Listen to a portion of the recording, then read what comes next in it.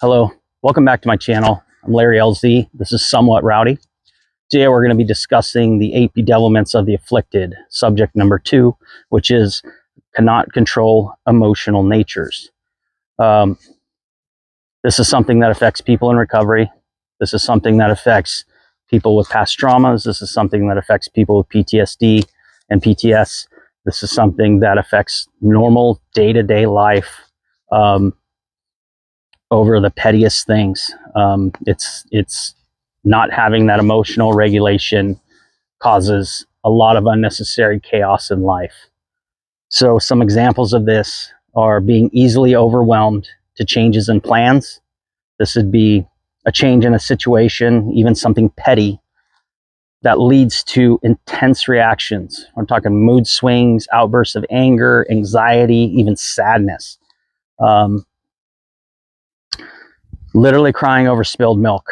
You know, you're driving to work, you're having a great drive in, no traffic, this is happening. You pull up to the office, somebody else is parked in your parking spot. Your whole day's ruined, your whole month's ruined, everything changes. Now you're a moody prick and you're around people in the office just stomping your feet and acting like a spoiled brat. This is real. This is what people do, and they don't know they're doing it until somebody actually tells them they're doing it. That's why I'm doing these videos, because I think it's really important for people that are really trying to grow in situations. These are areas you need to work on yourself to advance in life. Another example here is impulsiveness. So acting out on emotions without thinking. This leads to decisions we regret later on. I'm talking about road rage.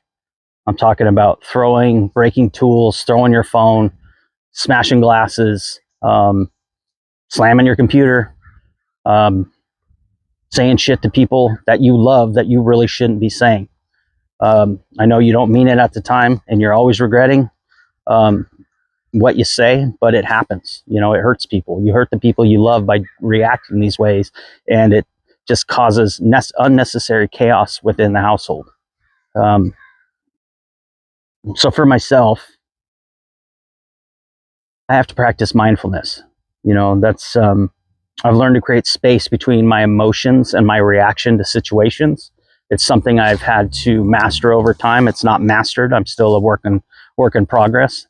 Well, what it does is it allows me to process the facts and then react accordingly. So I'm not reacting with emotions. I'm actually reacting with a thoughtful commentary back to the person or the situation. So another practice when I first began to work on myself was counting in your head while breathing.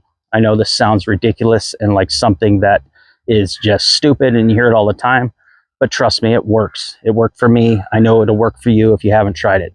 So what you do is you count to 5, you count to 10, you count to 20, you count to 30, whatever it takes.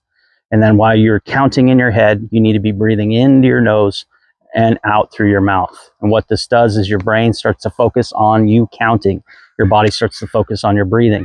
This this grounds you in a way that you can actually process what's happening and respond like an emotionally intelligent adult.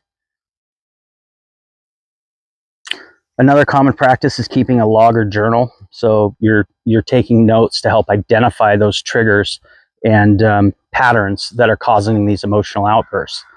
So having that awareness allows you to start removing that unnecessary chaos from your life.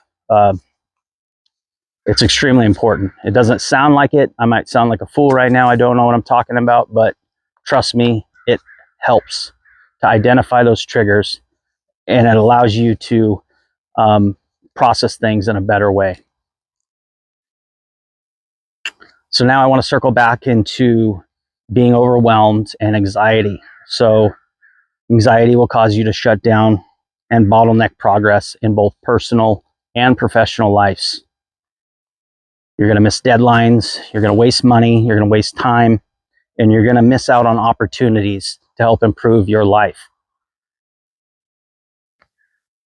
So Alan Watts is one of my favorite philosophers. He's a very wise man.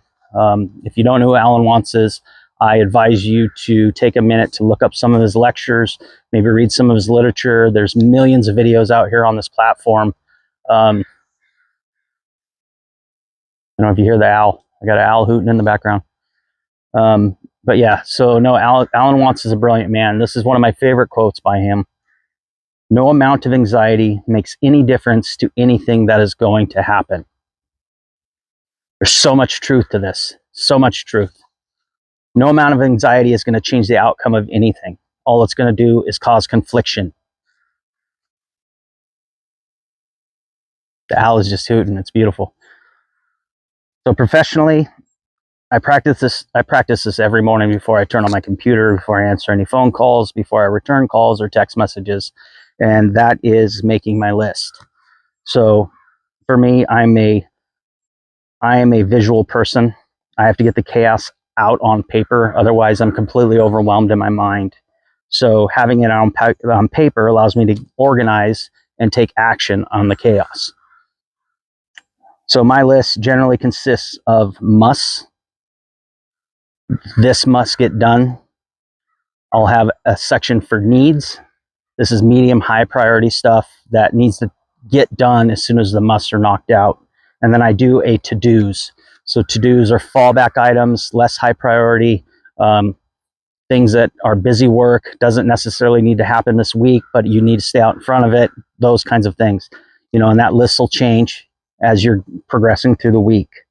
So now when you got it spelled out, you've got check boxes and you're crossing things off your list, you're seeing productivity happen. You're seeing things getting knocked out. You're getting your tasks done. So now you're starting to get a visual of things getting checked off the box or checked off the list. It's going to ease the anxiety in your mind because you're actually getting shit done. If you don't use a list, I recommend that you start making one. You don't have to do it necessarily the same way I do. Everybody's different. But the musts, needs, and to-dos works for me. It's worked for me for years. It's something I talk to all my employees about. It's something I talk with all the coworkers about. It's something I talk with people that are looking for guidance how to get more productive and more organized in their day-to-day. So that's about it for what I have to share today.